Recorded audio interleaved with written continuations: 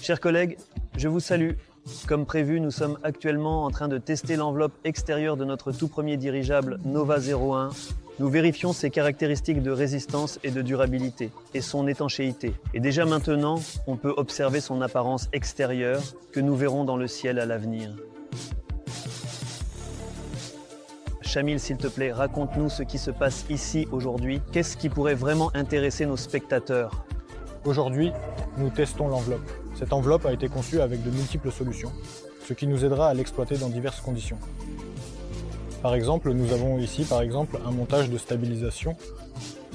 Nous pouvons remarquer que cet œillet est utilisé en particulier uniquement pour le tuyau. Et nous avons intégré des paramètres supplémentaires pour que, si la rigidité est insuffisante et que le tuyau s'enfonce dans l'enveloppe, nous ajoutons ici un talon renforcé, la surface augmente, et ainsi il ne s'enfoncera plus autant dans l'enveloppe. Pour la stabilisation arrière, nous aurons des servomoteurs, et pour leur connexion, nous avons prévu ces conduits de câbles. Chamil, peux-tu nous dire à quoi est destiné cet endroit?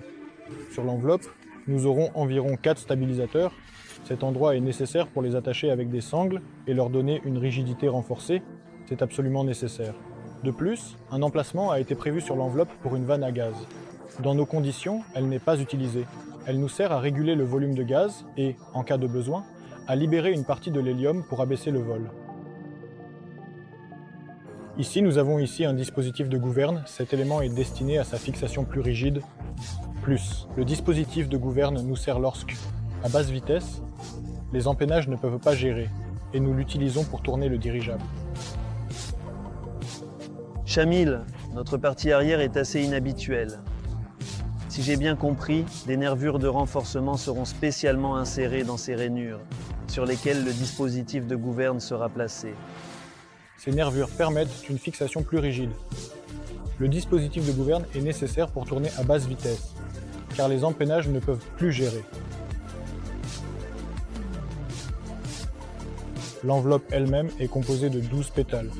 Un pétale est un segment comme celui-ci, qui s'étend sur toute la longueur de l'enveloppe. Le pétale inférieur a le plus grand nombre d'éléments. Ici, nous voyons les plaques pour les vannes et les ventilateurs. Les vannes et les ventilateurs sont composés de 2 parties. Pour les installer, il faudra passer la main avec précaution à travers cette trappe et les fixer soigneusement à cet endroit précis.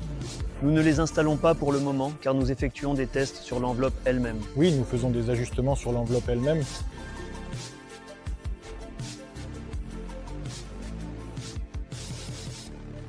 Ici, nous avons les éléments de fixation de la nacelle. Dans cette zone, nous avons une plateforme pour fixer les capteurs magnétiques et les capteurs GPS. Ils seront recouverts de tissu par-dessus, ce qui leur permet d'éviter l'humidité. À l'avant, il y a une manche similaire. Lors des tests, nous y injectons de l'air pour vérifier la tension de l'enveloppe, mais en exploitation, nous remplirons de l'hélium par cette ouverture. La valve est également composée de 2 parties, c'est-à-dire que nous insérons la main à travers la partie intérieure et nous vissons les 2 parties dans cette zone, ainsi que lors de l'arrêt du vol. Chamil, que se passe-t-il avec ces manches dans le modèle final? Restent-elles ainsi ou sont-elles coupées? Non, une fois tous les éléments fixés, la manche rentre à l'intérieur et est lacée en toute sécurité.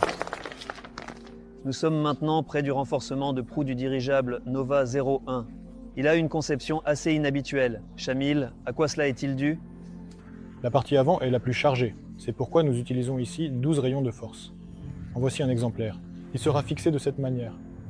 Et ici même, nous aurons également un renforcement, grâce auquel nous pourrons le suspendre à la mât d'amarrage.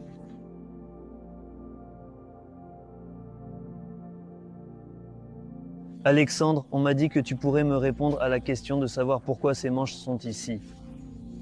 Eh bien, ce ne sont pas des manches, c'est un tube manométrique. Voici notre capteur de pression et voici notre enveloppe. L'enveloppe est composée de 2 parties, le volume de gaz et le ballonnet. Nous avons récemment effectué des tests de résistance et d'étanchéité. La résistance, c'est ce que nous appelons la solidité. Nous avons appliqué une forte pression et l'enveloppe n'a pas éclaté. Quant à l'étanchéité, nous avons appliqué la pression de service et vérifié qu'elle ne diminue pas avec le temps. Autrement dit, le gaz ne s'échappera pas.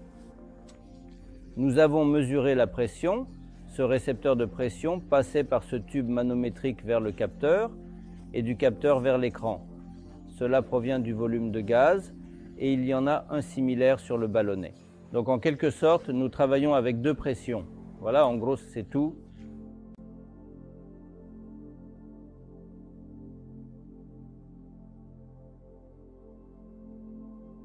Sergueï, je viens de parler avec Alexandre. Il nous a parlé des capteurs de mesure de la pression interne dans le dirigeable. Si j'ai bien compris, il y en a deux ici. L'un mesure la pression du gaz dans l'enveloppe, l'autre celle de l'air dans le ballonnet. Pourrais-tu nous en dire plus sur le ballonnet, sa fonction, son rôle dans l'aéronef? Le ballonnet est ici. C'est en fait cette imposante partie de l'enveloppe. Un tiers dans le dirigeable. Environ, oui, cela varie. Dans ce cas, tout son volume est pratiquement à l'intérieur, donc ici, nous ne voyons que la couture. Il sert aussi à maintenir globalement les propriétés aérodynamiques de toute l'enveloppe en vol. Lorsque le dirigeable descend en vol, la pression atmosphérique augmente et par conséquent, le volume de gaz dans l'enveloppe diminue, se comprime, ainsi également, ce qui fait que nous devons certainement augmenter le volume de l'enveloppe. Cela se fait en remplissant le ballonnet.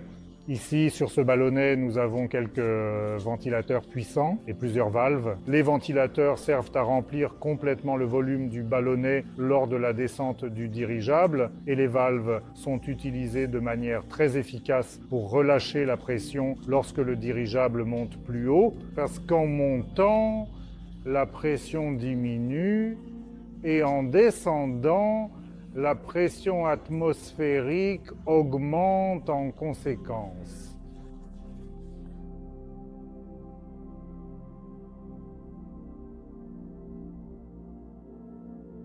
Sergueï, ni les ventilateurs ni les valves ne sont encore installés. Quand les installer? Avant le début effectif de l'exploitation de l'enveloppe, nous les installerons en les insérant dans les ouvertures prévues à cet effet. À ce stade, nous avons effectué des tests de traction et de résistance. Par conséquent, ils ne nous sont tout simplement pas nécessaires et nous gêneraient.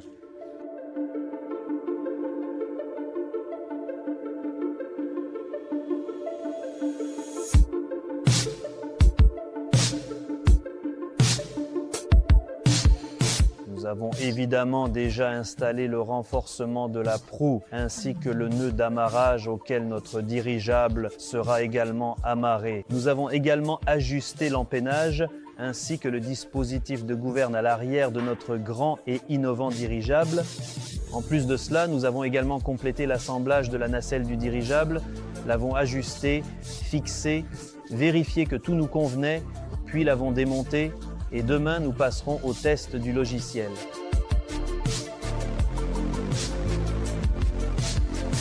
Aujourd'hui, j'aimerais présenter aspect tactique et technique de notre dirigeable Nova 01.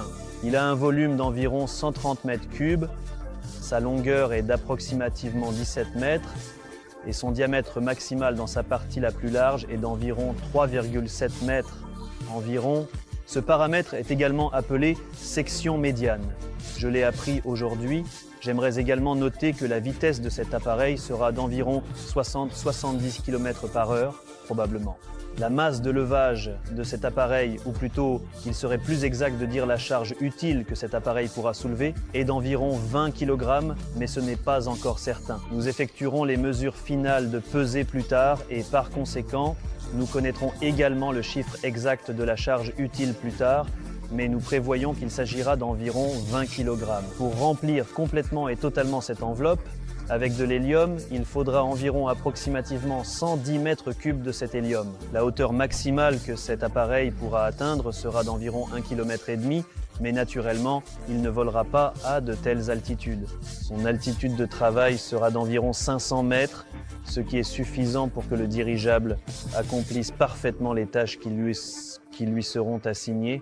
Je tiens également à rappeler que cet appareil est en effet une version réduite et importante de notre futur appareil Nova 2, sur lequel nous prévoyons justement de tester tous les systèmes de contrôle, d'amarrage, d'atterrissage, ainsi que le logiciel, donc une altitude de 500 mètres sera plus que suffisante. Ainsi, pour conclure, je tiens à souligner que nous avons effectué ici tous les essais au sol possibles, nous avons vérifié l'enveloppe et très prochainement, nous nous rendrons à Kirzach, un lieu bien connu de nous tous, où nous effectuerons les essais finaux, l'assemblage final et procéderons au premier lancement du dirigeable. Restons à l'affût des nouvelles ensemble, abonnez-vous, soyez actifs et nous nous verrons dans la prochaine vidéo ensemble.